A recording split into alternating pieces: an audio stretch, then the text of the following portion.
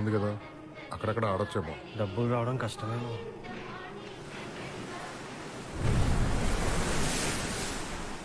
అన్నయ్య, ఈ రంగం మనకు లాకీ కాదు. ఊరెళ్దాం పద. ఊరా? తొందరపడకు త్రివిక్రమ, ఇది కాకపోతే ఇంకొకటి. మన వాడికి మంచి భవిష్యత్తు ఉంది. ఏముంటుంది?